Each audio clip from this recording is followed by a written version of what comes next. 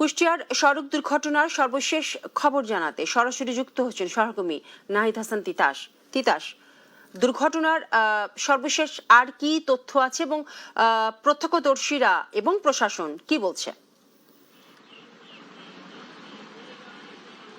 বিপাশা, সকাল 11:30টার সময় কুষ্টিয়া রাজবাড়ী যে মহাসড়ক রয়েছে সেখানে খোকসার শিমুলিয়া এলাকায় কিন্তু এই মর্মান্তিক দুর্ঘটনা ঘটে। একটি বালুবাহী ট্রাকের সাথে যাত্রীবাহী বাসটিতে আমরা প্রত্যক্ষদর্শীদের মতে যেটা জেনেছি 50 থেকে 60 জন মতো যাত্রী ছিল এবং এই যাত্রীরা কিন্তু যখন বাসটি খাদে পড়ে যায় এবং উল্টে যায়, খাদে উল্টে পড়ে গেলে সবাই কিন্তু বাসের মধ্যে চাপা পড়ে।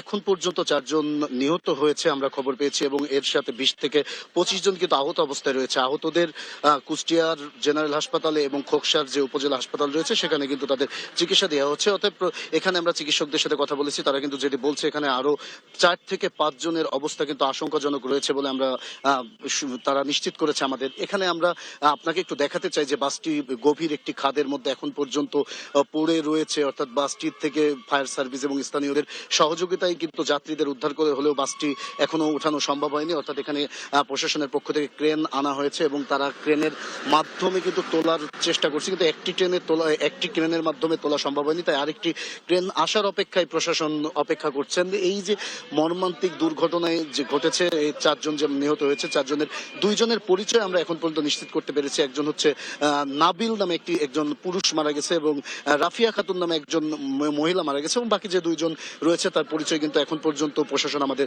জানাতে পারেনি। এ বিষয়ে আমরা প্রশাসনের সাথে কথা বলেছি। প্রশাসন আমাদের যেটি বলেছেন যে আসলে তারা খবর পাওয়ার সাথে সাথে এসে উদ্ধার অভিযান পরিচালনা করেছেন এবং সবাইকে উদ্ধার করে কিন্তু হাসপাতালে পাঠানো হয়েছে এবং 4 জন মৃত্যুবরণ করেছেন। ইতিমধ্যে ঘাতক যে ট্রাকটিকে আটক করেছে এবং তবে এখন পর্যন্ত ড্রাইভার এবং হেল্পারকে কিন্তু আটক করতে পারেনি, তারা পলাতক রয়েছে। সর্বশেষ আমি বলতে পারি যে এই যে মর্মান্তিক যে দুর্ঘটনা ঘটেছে, এই ঘটনায় কিন্তু 4 জন নিহত হলেও নিহতের সংখ্যা বাড়ার কিন্তু আরো আশঙ্কা রয়েছে। এই ছিল কুষ্টিয়ার সড়ক দুর্ঘটনা নিয়ে আমার কাছে সর্বশেষ খবর। বিপাশা।